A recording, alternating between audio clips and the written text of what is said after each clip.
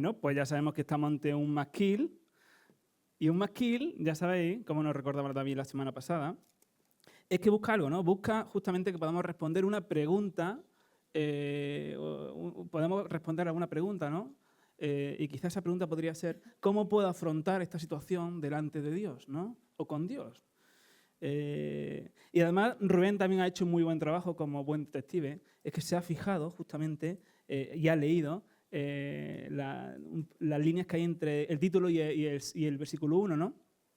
Quizás esas palabras que ha leído cuando vino Doeg edomita y dio cuenta a Saúl diciendo, David ha vuelto a casa de Ahimelech. Quizás no te digan mucho, ¿no? A priori, quizás puede ser que no tengan mucho significado, pero va a tener mayor significado si vamos justamente donde apuntan estos versículos, ¿no? 1 Samuel 21, 22, obviamente no lo vamos a leer entero, pero sí que me gustaría que me acompañaseis porque es un texto, dicho Salmo, 1 Samuel 21, 22, es un texto que tiene mucho que aportarnos, ¿no? Voy a leer algunos versículos y voy a parafrasear la gran mayoría, pero para los que no lo sabéis o no nos acordamos tanto de la historia, David, que había llegado a ser la persona que calmaba a Saúl un poco, a ese rey, ¿no? Llega un momento que, ¿qué ocurre? Que mata a Goliat, ¿no? Y justamente esto hace que su nombre se engrandezca, a lo cual Saúl empieza a combatir o se le empiezan a producir unos ataques de ira. David, que es siervo fiel de Saúl, llega, se casa con Mical, la hija de Saúl, y es amigo íntimo de Jonatán, el hijo también de Saúl, ¿no? Pero como digo, Saúl estaba en medio de unos ataques de celo muy grandes, ¿no? De ira contra David, justamente porque veía que podía perder el poder, el trono, ¿no? Así que intenta matar a David, y David, después de varios intentos, que Saúl no lo consigue, se ve obligado ¿a qué? A huir. Así que aquí nos encontramos a Samuel huyendo de Saúl. Y esto es importante, porque esto es lo que nos hace poder entender o darle color a las palabras que hemos leído en el Salmo 52, ¿no? Porque ahí veríamos, en el Salmo 52, básicamente, si no vamos aquí, veríamos el carácter y el destino de dos tipos de personas. La persona que confía en Dios versus la persona que no confía o que no considera a Dios, ¿no? Pero justamente este texto nos arroja un poquito más de luz, ¿no? Sobre el Salmo. Así que vemos a David huyendo, y dice el texto, versículo 1, que David vino a Nob. Nob era una ciudad donde habitaban los sacerdotes de Judá, de Israel. Era una ciudad donde había un culto constante a Dios, y muy probablemente algunos teólogos piensan que ahí donde estaba el tabernáculo también. Si recordáis, el templo de Jerusalén todavía no había sido construido para los grandes peques.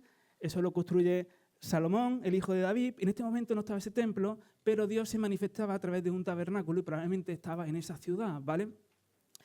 Así que David va allí a ese lugar especial, se encuentra con Ahimelech, uno de los sacerdotes, y Ahimelech le pregunta, ¿qué hace aquí solo, no?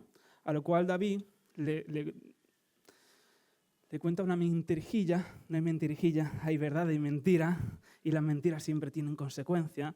Pero bueno, la cuestión es que David intenta salir un poco del paso y le acaba pidiendo pan, a lo cual Ahimelech no tiene pan. El único pan que tiene es el pan de la proposición, el pan que tomaban los sacerdotes en el lugar santo, ¿no? Ahimelech se lo acaba dando y David le dice, ¿y no tienes algún arma, alguna lanza, algo? Dice, aquí no hay nada de esto. Le dice Ahimelech, lo único que hay es la espada de Goliat, con la que le cortaste la cabeza a Goliat, ¿no? Y le dice, esa es fenomenal, dámela, ¿no? Aún así, Ahimelech hace algo también especial por David, y es que ora por él. Interesante, porque ora, le da pan, le da arma. Y el texto nos dice que ahí había un tal Doeg, el edomita, que era siervo de Saúl, ¿no? Y Doeg ve eso, y a priori parece que es algo anecdótico que ahí esté él, ¿no?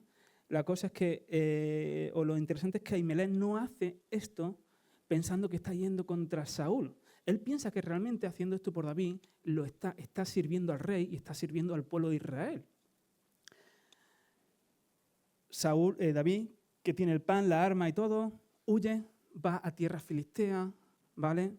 Va a tierra filistea y allí, fijaros, el mata gigantes, que ya habría pasado años, ¿vale? Desde que mató a Goliat a este punto de la historia, el mata gigantes acaba haciéndose pasar por loco, incluso dejando que su baba caiga por la barba, con tal de ser transparente, de ser invisible, ¿no? De tierra filistea va a las cuevas, va a unas cuevas de Adulán, un lugar allí medio estratégico, se intenta esconder por tiempo, a lo cual también allí reúne justamente a personas conflictivas, personas que estaban afligidas, que tenían deuda, en fin, allí forma un equipo de fútbol para competir en tercera B. Y de ahí, interesante, es que después de esas cuevas donde allí está su club de fútbol, va a Moab. Va a Moab, ¿no? Va a Moab en busca de protección. Y esto también es interesante, porque justamente que él vaya a Moab, si recordáis, a mí es que me encanta un poquito la historia y tal, y no sé, pero me parece bastante interesante porque él va a Moab, y ¿recordáis quién era la abuela de David? La bisabuela de David, mejor dicho, no la abuela, la bisabuela de David. La bisabuela de David era Ruth la moabita, la yerna de Noemí.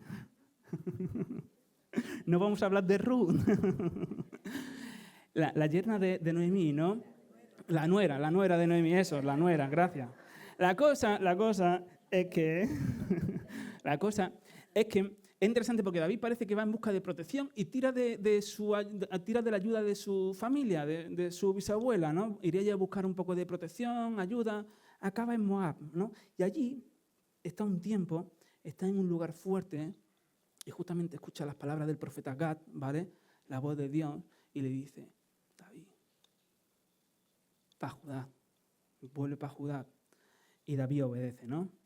Cambio de escena, por otro lado aparece Saúl, el que está enloquecido ahí en un ataque de celos, que no quiere perder el trono, ¿no?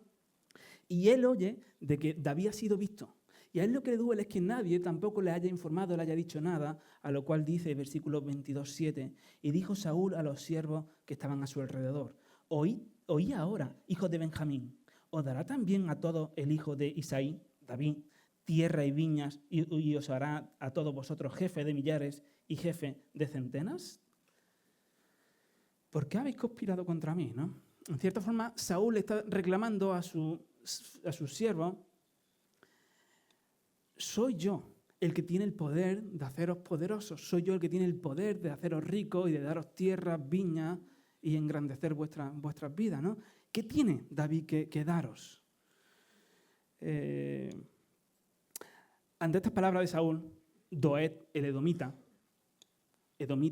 no era israelita, venía de Esaú, Jacob, y justamente el texto dice que él era el jefe de los pastores. Es decir, en Israel, fijaros a dónde había llegado la decadencia de Saúl, que en Israel estaba liderando una parte del reino un edomita, alguien extranjero. Y esta persona, ante la invitación de seguir siendo más poderoso y seguir creciendo en riqueza, no tiene problema en hablar, ¿no? Así que le dice a Saúl lo que él ha visto. Y lo interesante es que él no es que mienta, porque Doeg no miente, pero hace algo igual de malo que la mentira, es omitir parte de la verdad. Y él le dice que sí, que allí estuvo David, que Ahimelech le dio comida, que Ahimelech le dio la espada de Goliat, que Ahimelech oró por él.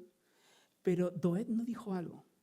Doeg no dijo que Ahimelech no estaba yendo contra el rey, que lo que estaba era sirviendo al rey, porque cuando estaba sirviendo a David, lo que realmente estaba procurando Ahimelech era servir a Saúl y al reino, al pueblo de Dios. Y esto es lo que Doeg omite con un fin, ¿no? Con el fin de que se sienta, de que sienta que él es un siervo fiel a diferencia de los demás contra el rey y que el rey le dé los billetes.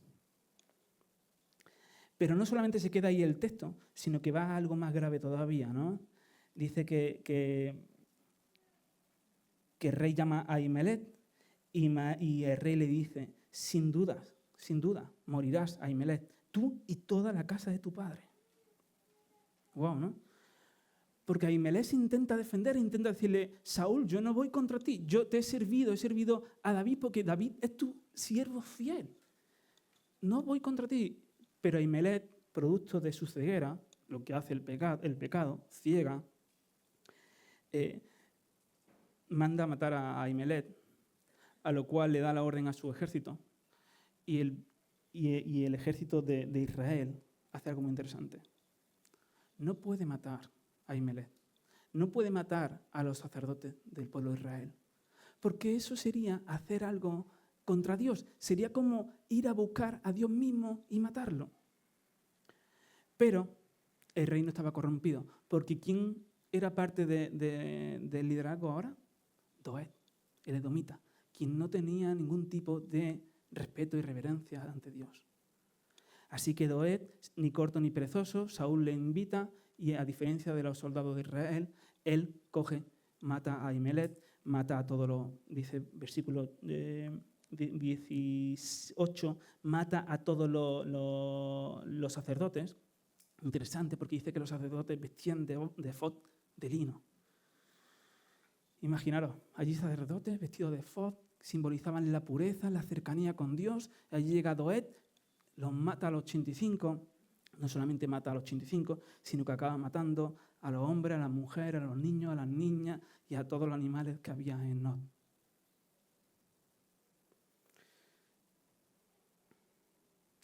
Interesante porque en 1 Samuel 15 Dios le pide algo a Samuel, que destruya a un pueblo enemigo y que no deje a nadie con vida. ¿Qué hace Samuel? ¿Qué hace Saúl? No cumple la misión completa. Deja al rey y a ciertos animales con vida.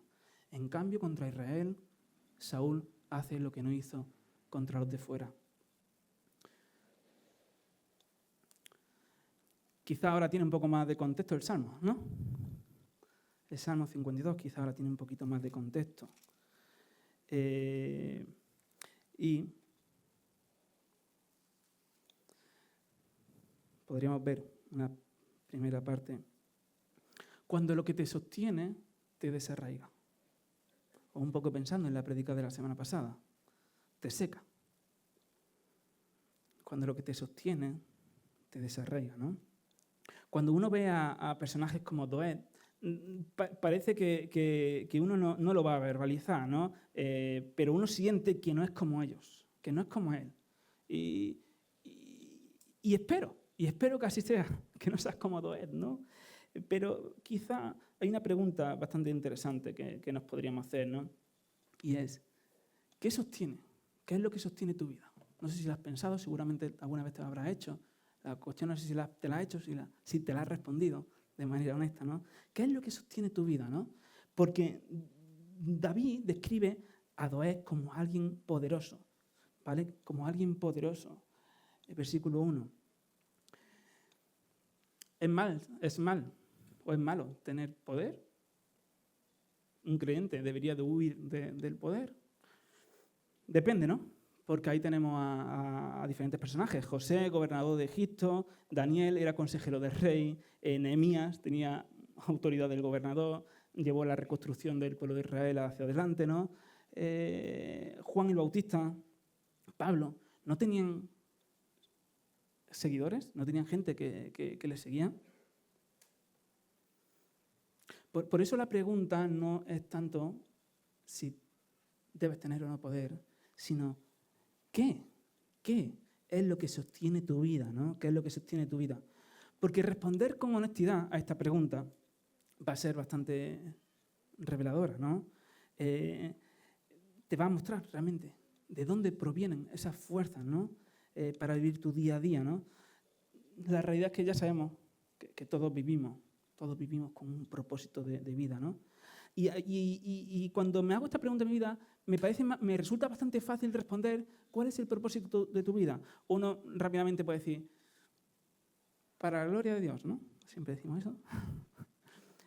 Pero me resulta más difícil responder a la pregunta de ¿qué sostiene mi vida? ¿Qué es lo que sostiene mi vida? Porque justamente la respuesta a esta pregunta va a mostrarnos realmente el propósito de la vida, ¿no? El propósito de tu vida.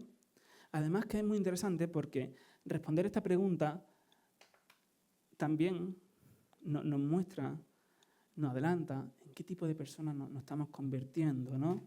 Es decir, cómo vives tu vida, qué es lo que te sostiene en tu día a día, es lo que va a mostrarte realmente el propósito, ¿no? Y finalmente, esto tiene el poder de adelantarte en qué tipo de persona te estás convirtiendo, ¿no? Por ejemplo,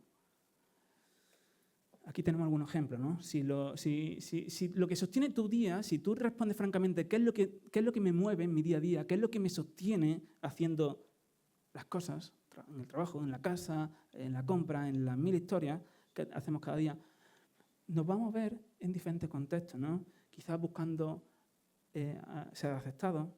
Justamente esto te va a revelar que quizás el propósito de vida no es la gloria de Dios, ser admirado. Y me va a convertir en una persona que voy a ir cambiando. Hoy digo azul y mañana digo rojo. Porque cuando esté con el grupo de los azules, diré azul, y cuando esté con el grupo de rojos, diré rojo. Si busco logros, si busco un buen sueldo, yo me puedo engañar pensando que quizás lo que quiero es ayudar a los demás, pero igual lo que busco es otra cosa, ¿no? ¿Qué era lo que sostenía a Doeg? ¿Qué era lo que sostenía a Doeg en su día a día, ¿no? Sentirse importante. Estar cerca de personas y círculos de posición, ¿no? Por eso Doeg busca el primer... Es decir, era alguien que ya tenía poder, pero busca cualquier ocasión para seguir creciendo en ese contexto. Porque eso era lo que le sostenía, ¿no? Porque su propósito de vida era ser poderoso. Versículo 1 del Salmo 52. Oh poderoso, ¿no? Si fuéramos al versículo 7 del Salmo 52, nos adelanta, dice que este es el hombre que no consideró a Dios como su fortaleza, sino que confió en sus muchas riquezas. ¿En qué fue transformado Doeg? Él buscaba oportunidades de crecer en poder, su propósito era ser poderoso y lo transformó en alguien cruel, en alguien que no tenía problema en traicionar, en destruir, en hacer lo que le hiciera falta con el fin de mantener aquello que quería, aquello que necesitaba, ¿no? Doeg busca poder, ser poderoso, y fijaros qué interesante, porque el versículo 1, cuando David dice, oh poderoso, le va a decir algo más adelante, ¿no? En el versículo 5.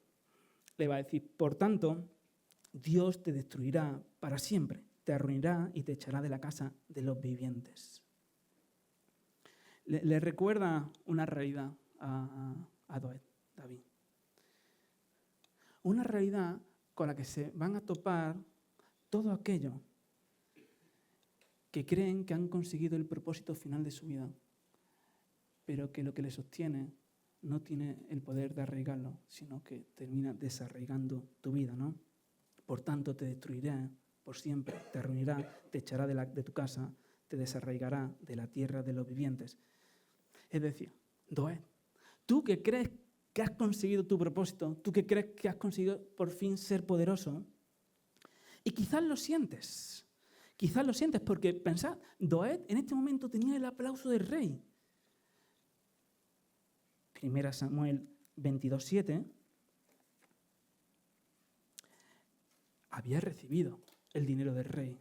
Era el rey quien le iba a hacer realmente poderoso y grande, a quien le sirviera de manera fiel, ¿no? Así que Doeg tiene el aplauso del rey.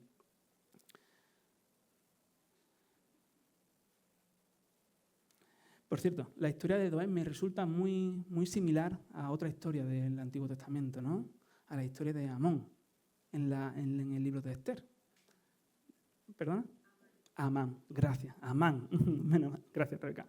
Amán. Una persona que también quiso estar cerca del poder y que tampoco rehusó a utilizar la crueldad y la traición con el fin de conseguir lo que buscaban, su propósito, ¿no? Ser poderoso, ser grande.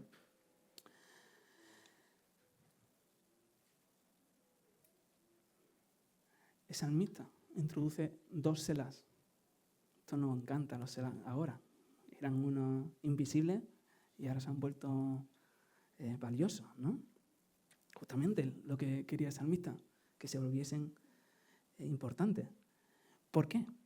Porque nos hace frenar, reflexionar, ¿no? Versículos 2 y 4.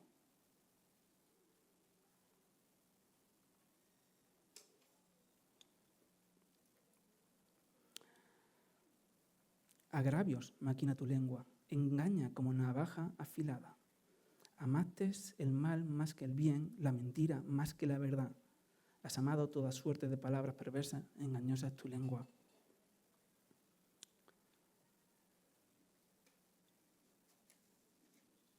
Selah. Reflexiona.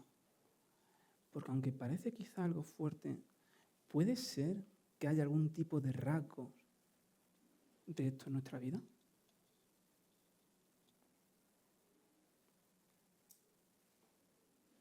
Y el segundo selah lo tenemos en el versículo 5, ¿no? La Biblia es clara, no son mis palabras, son las de Dios. Y dice, por tanto, Dios te destruirá para siempre, te arruinará y te echará de tu casa, te desarraigará de la tierra de los vivientes. Selah. Cuando uno lee los salmos, a priori parece como que resulta fácil, ¿no? Resulta fácil identificar a la persona que busca a Dios versus o frente a la persona que no lo busca, que desconfía de él, ¿no? Y volviendo a 1 Samuel, hay algo que ha pasado muy rápido. Y es que Ahimelech le da el pan a David. Pero no cualquier pan, el pan de la proposición, ¿no? El pan que estaba guardado para los sacerdotes. Y justamente en Mateo, no lo vamos a leer, ¿vale? Pero en Mateo, Jesús, está en los 3 evangelios, pero Mateo del 12 al 1:8, Jesús hace mención a este pasaje de 1 Samuel. Él está caminando con sus discípulos y los discípulos tienen hambre, es sábado, y está tomando un poco de comida, de espigas, y los fariseos, en cierta manera, le dicen, Jesús, por lo que se ve, tú no eres un buen maestro. Tú no eres un buen maestro porque no tienes buenos seguidores, ¿no?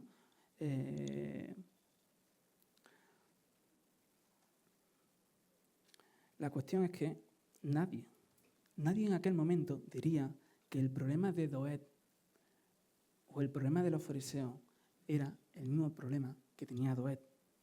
Nadie se atrevería a realizar semejante acusación. Nadie pensaría.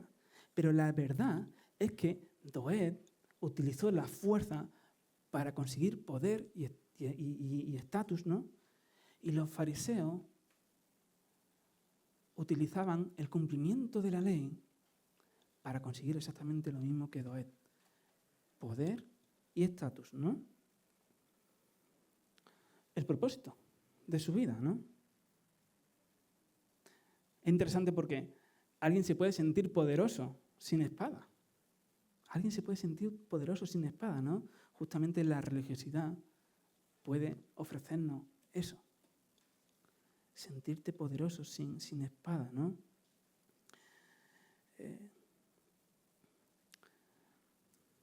Porque puedes cumplir la ley.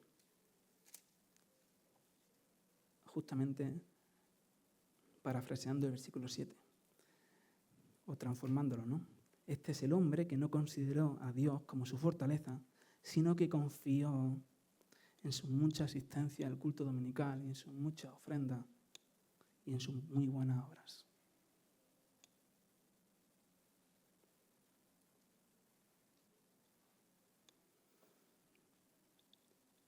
¿Qué sostiene la vida de los fariseos? ¿Qué sostiene la vida de los fariseos? Y un detalle muy curioso, no pensaba decirlo, pero cuando Jesús cita este pasaje del pan, él de manera explícita está diciendo, quiero misericordia, no ley, no cumplimiento. La misericordia está por encima. Y no entra en el detalle del texto que hemos leído. Justamente Dice, ¿habéis escuchado lo que David dijo? Los fariseos sabían, eran conocedores de la Escritura y sabían perfectamente el pasaje que Jesús estaba citando. Ellos podían dejarse ver. Este nos está diciendo que tenemos el mismo corazón que Saúl, un corazón duro, un corazón que no busca misericordia, sino que busca poder. Interesante, ¿no? Que cite y que no haga mención al contexto. Pero los fariseos sabían exactamente lo que Jesús estaba diciendo. Habéis oído lo que hizo David, porque misericordia quiero por encima de cualquier cosa, ¿no? Por eso la pregunta, ¿qué sostiene la vida? ¿Qué sostiene tu vida? ¿Qué sostiene la vida de los fariseos, no? El fin de aquel que su refugio no es Dios, no dice el Salmo, que sabemos cuál es su destino. El salmista lo sabe, ¿no? En palabras del teólogo Michael Wilcock, dice, si el amor de Dios hacia su pueblo no tiene fin, pensando en el versículo 1, infinita será igualmente la ruina que le sobrevendrá en cuanto a cuanto le desprecien, ¿no? Es interesante, me encantan las películas también de los oestes, ¿no? Donde normalmente siempre comienza igual este tipo de películas. Llegan los malotes, llegan a un rancho, acaban violando a la mujer o matando a la niña o haciendo cualquier desastre, quemando la casa. Y justamente esto es el minuto 1 de la película, ¿no? Pero uno como espectador ya acaba de colocar un evento seguro en medio de toda la historia, probablemente al final de la historia. Automáticamente tú ves ese inicio y automáticamente tú al final de la historia has puesto un momento. ¿Qué has puesto? La destrucción de los malos. Automáticamente acabas de poner una escena en el futuro, ¿no? Porque hay algo en nuestro interior, hay algo en el interior del ser humano que dice, el orgulloso, el prepotente, la mentira, la avaricia, la arrogancia, no pueden avanzar por siempre. Hay algo en nuestro interior que grita eso, ¿no? Esto no puede avanzar por siempre. En cambio, ¿qué puede, no? ¿Qué puede hacer que tu vida sea sostenida? No de cualquier forma, sino que te sostenga y te arraigue, ¿no? Pero la realidad es que uno ve el contexto del Salmo y se haría la pregunta, ¿cómo puede alguien decir, yo soy, versículo 8, yo soy como olivo verde en la casa de Dios? ¿Cómo alguien, cuando está viviendo una situación humana que parece incomprensible, cómo puede hacer semejante afirmación? Que nos lo expliquen, ¿no? Doeg mira al lado, Doeg mató, ¿no?, a todos los sacerdotes de Nob por orden de Saúl, y en cierta forma David sabe algo muy duro, que si él no hubiera ido a Nob, o que si él no hubiera mentido y hubiese dicho la verdad, probablemente esos sacerdotes, esos niños, esos animales, toda esa ciudad seguiría con vida.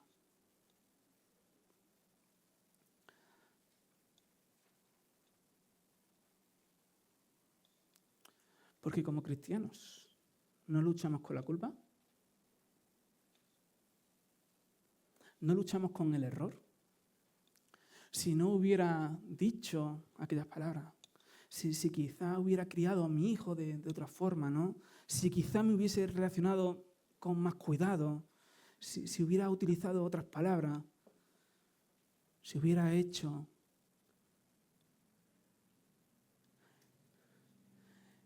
Pero yo estoy como olivo verde en la casa de Dios. Y estoy seguro que todos hemos transitado por la culpa. Y todos sabemos el semejante peso de la culpa a nuestra espalda, ¿no? Por eso la pregunta, ¿cómo puede alguien seguir vivo espiritualmente con algo que pesa tanto? Y la semana pasada vimos sobre la confesión y me encantó. Me encantó especialmente el concepto de que la confesión no es algo que le informa a Dios, no es algo que Dios conoce de nueva, sino es algo que te coloca en un lugar diferente, ¿no? Y la semana pensando en esto, y ni siquiera era la confesión, era a quién le confieso, porque que yo le confiese al que no tiene el perdón de perdonarme, tampoco tiene mucho valor. Es a quién le confieso, ¿no? ¿Por qué? Versículo 8. Porque en la misericordia de Dios confío eternamente y por siempre, ¿no? El creyente no es un olivo verde porque no cometa fallos, porque no cometa errores, sino que es un olivo verde porque confía en la misericordia de Dios. Porque la misericordia de Dios es mayor que nuestros fallos. Por eso el salmista puede decir, estoy como olivo verde en la casa de Dios, ¿no? Pero David sigue mirando a su alrededor y puede concluir algo. Puede concluir que está siendo tratado de manera injusta, ¿no? Él no buscó el mal de Saúl. En ningún momento buscó el mal de Saúl. Él buscó servirle con excelencia. En multitud de ocasiones, Saúl le pide cosas que serían bastante cuestionables y David sirve a Saúl con fidelidad. Él recibe, en palabras de Jesús y de Pablo, ¿no? Del apóstol Pablo, hace el bien por mal. Él recibe un trato injusto, ¿no? Quizá muchas veces nosotros podemos recibir ese trato injusto. En el trabajo, en tu familia. Lo voy a decir. Esta mañana, ayer, mi mujer me echaba en cara de que dejaba el grifo del inodoro abierto, la válvula, y Blanca abre el grifo. Entonces imaginaros cómo se pone el cuarto de baño.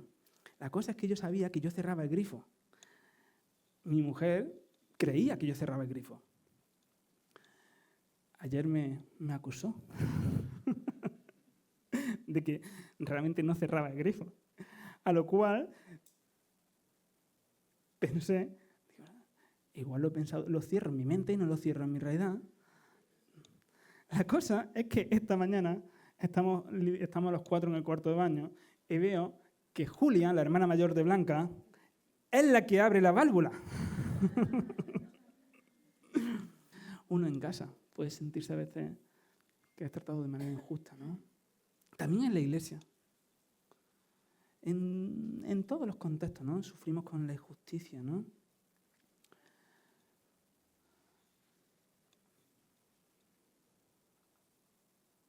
Pero si puedo decir que soy como olivo verde en medio de la injusticia, es porque el creyente tiene o debería de poder tener la capacidad de tener esas raíces más profundas que no se alimentan simplemente de lo que hay en la superficie, ¿no?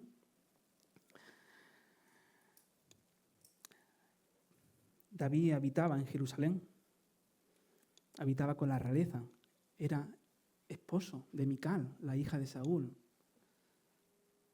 De ahí va a Nob, de ahí va a las cuevas, de ahí va a un pueblo filisteo, de ahí va a las cuevas, de ahí acaba en Moab. Entre medias se hace pasar por loco.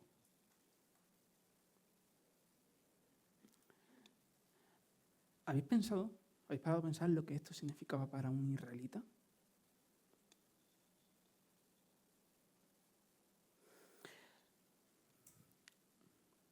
Una de las cosas más dolorosas para mí en mi trabajo, creo que sé cuál sería. Y seguramente para ti igual. Y no es que te rebajen el sueldo, es que te degraden de posición. Tú piensas en lo que te ha costado llegar a donde estás y de repente la gerencia te dice, mira, ¿te acuerdas al becario que formaste? A partir de ahora, tú le vas a hacer los informes a él. Eso te duele más que te rebajen el sueldo. 1 Samuel 18, 13. se nos dice que David lideraba un ejército de 1000 soldados. 1000 soldados preparados para el combate, para la guerra. Soldados que ordenaba si cumplían, que ordenaba si ejecutaban. Ahora David lidera un club de fútbol. Ahora David lidera 400 personas con problemas, endeudados, amargados y afligidos. Estoy seguro, ¿no?, que todos hemos transitado por periodos en los que humanamente decimos, esto no era esto no era lo que yo pensaba que Dios tenía para mí, ¿no? ¿En qué momento me siento desconcertado, me siento humillado, siento que todo se ha despojado, ¿no? Uno vuelve a pensar en David y fijaros qué interesante. Unción, derrota de Goliat y habita con el rey. La gráfica es fácil, ascendente. Pero llega un momento en el que cuando ahora mira hacia atrás, ¿no?, se pregunta, ¿cómo he llegado a este punto, ¿no? ¿Cómo he llegado a este momento, ¿no? Uno se hace las preguntas. ¿El matrimonio no consistía en otras cosas? ¿No se supone que este trabajo iba a ser una bendición para mi vida? ¿No se supone que si hacía un salto de fe, la cosa iba a cambiar para bien? Mira a los padres de al lado y te preguntas si ellos tendrán tantos problemas como tú. ¿O no se suponía que a mi edad yo ya tenía que tener estas luchas vencidas? Mira tu vida hacia atrás y te puedes ver, ¿no? Puedes ver que ya no estás en Jerusalén, que ya no estás en Nob, que transitaste por Filistea, que te escondiste en unas cuevas, que te hiciste pasar por loco y que has buscado un sitio que se llama Moab, donde te has hecho un hueco. Y estando ahí, ¿no?, te preguntas, tú, Dios, no tienes que darme estabilidad, seguridad, reputación. ¿Tú no me tenías que sostener?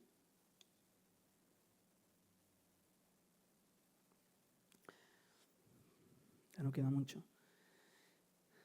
1 Samuel 22, 4 al 5, cuando él está en Moab, el texto nos dice algo muy, muy valioso, ¿no?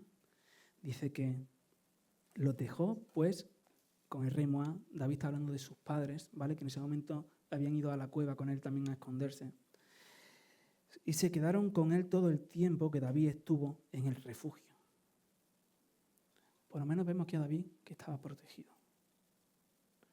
No estaba en donde tenía que estar, pero estaba en un sitio en donde estaba protegido.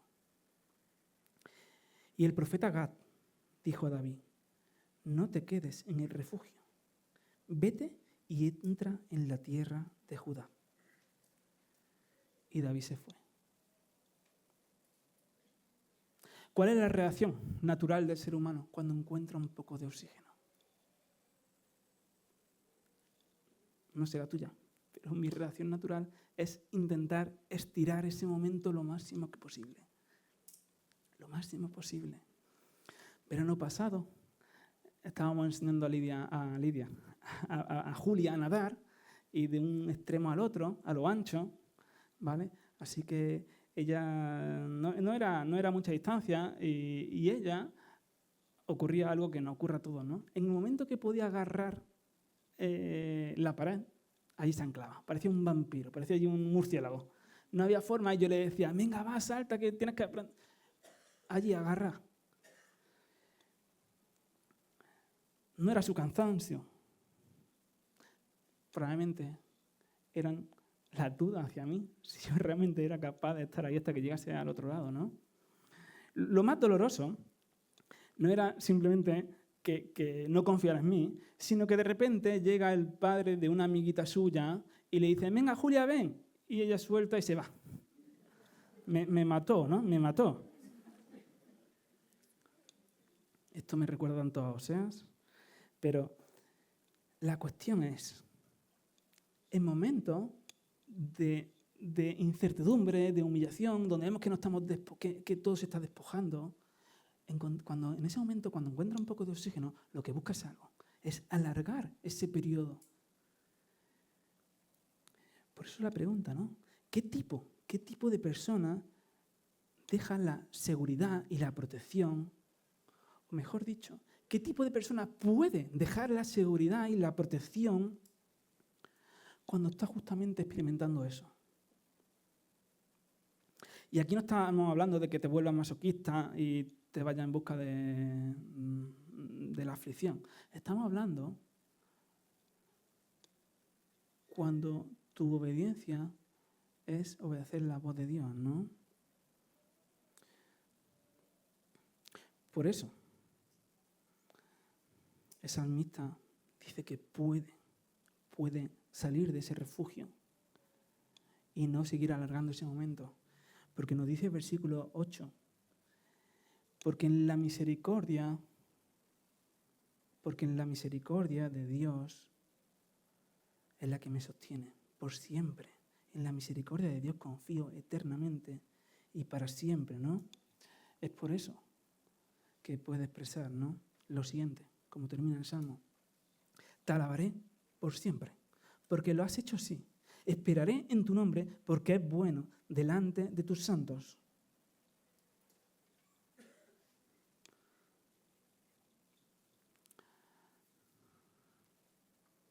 Pero yo estoy como olivo verde. Recordaba las palabras de mi abuelo José, el padre de nuestro querido José, que falleció hace unos años. Y él me decía, cuando iba con él al campo, me decía, el olivo es súper agradecido. Todo lo que le haga, te lo agradece. Y claro, yo lo único que pensaba es, claro, sí, hay que trabajarlo. Pero él me decía, todo lo que le hagan lo agradece, ¿no? Y esta semana pensaba en el olivo, pensaba un poco en mi contexto, que viene de ahí, y llegaba a la siguiente conclusión, ¿no? El olivo no puede cuidarse. El olivo no puede cuidarse. El olivo no tiene la capacidad de moverse del lugar. Tiene otras capacidades, pero no puede cambiarse de lugar. Pero el olivo sí puede algo. El olivo puede dejarse cuidar. El olivo puede dejarse cuidar, ¿no?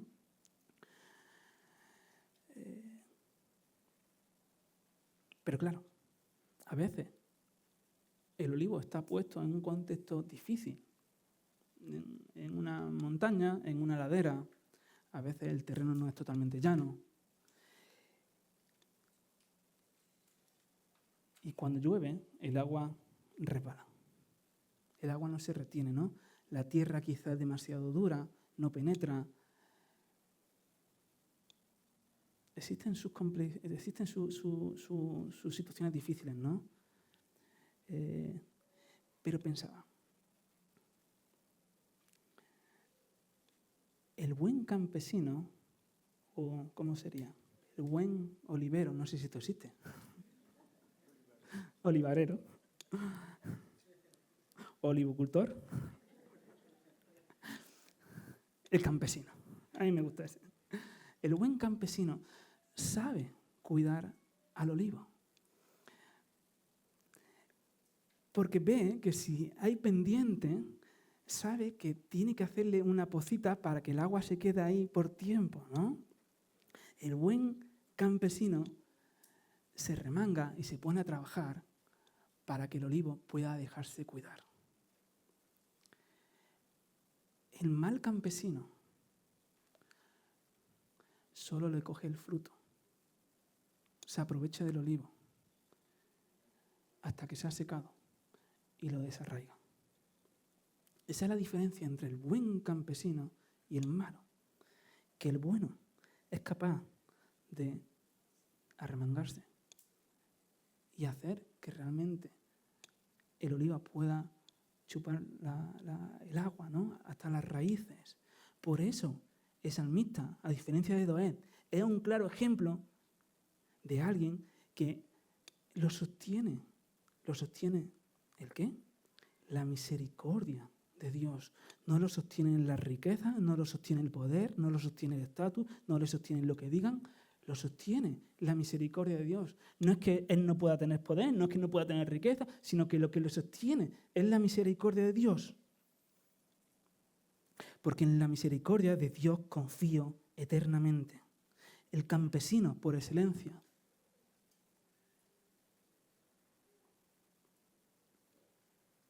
Buscó el buen abono. Buscó la buena vitamina. Es muy interesante porque cuando Doeg destruye Nob, realmente lo que está ocurriendo ahí es que Dios, el que da la vida a Doeg y a Saúl, se deja vencer por ellos. Se deja vencer por ellos. Deja que el pueblo sacerdotal sea destruido. Lo que ocurre en la cruz es que él se deja vencer por los fariseos. Porque el buen campesino busca la mejor vitamina, el mejor agua para sus olivos. Y el mejor agua, la mejor vitamina que pueden beber los olivos que quieren ser sostenidos, arraigados de manera firme, es la misericordia de Dios. Por eso, el salmista puede decir, puesto que tú me das tu misericordia, yo te alabaré con los santos. Por eso, cada domingo recordamos esto. Juntos nos juntamos para expresarle gracias por tu misericordia. Porque tú eres quien me arraiga, tú eres quien me sostiene.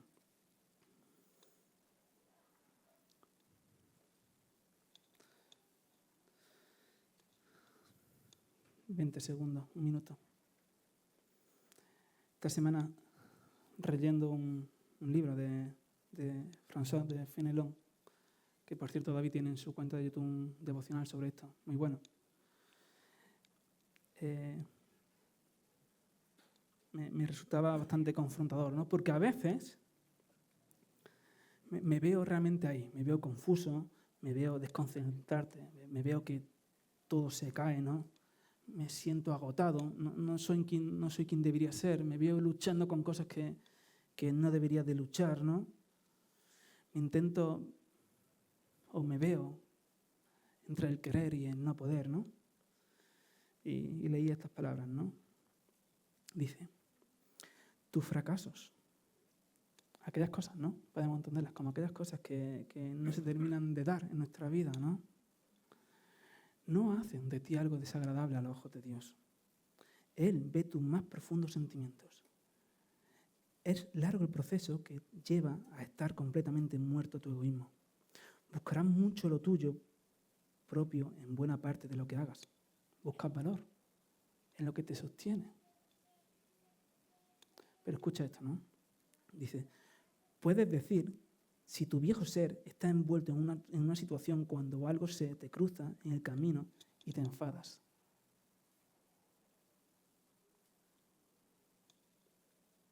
Te apegas a ti mismo sin darte cuenta y miras el jaleo que armas cuando se te quita algo. No te aferras deliberadamente a tus malas intenciones, pero no las observas lo bastante de cerca por miedo a que puedas encontrarte. Por eso decía, ¿qué es lo que verdaderamente te sostiene? Quizá te resulta fácil responder cuál es tu propósito de vida, pero ¿qué es lo que te sostiene en tu día a día? Quizá resulte demasiado miedo, ¿no? Te dé demasiado miedo responder esto. Pero Dios revela miles de cosas a tu corazón que tú hubieras jurado que nunca estaban allí. La realidad, ¿no? Pero nos despedimos con esto. Pero la misericordia de Dios te ayudará a tratar con ellas. Porque su misericordia es continua. Señor, te damos gracias por por David, por la manera de expresar sus sentimientos y sobre todo por la manera en la que nos invita a alabarte. Realmente, gracias porque tú eres el que nos sostiene. Gracias porque es tu misericordia la que arroja en nuestro interior. Y realmente esto tiene el poder de sostenernos. Nada se compara a tu agua, Señor, a tu carácter, a tu persona. Y nos sentimos dichosos, nos sentimos afortunados, nos deleitamos en nuestro buen Padre. En tu santo nombre. Amén, Señor.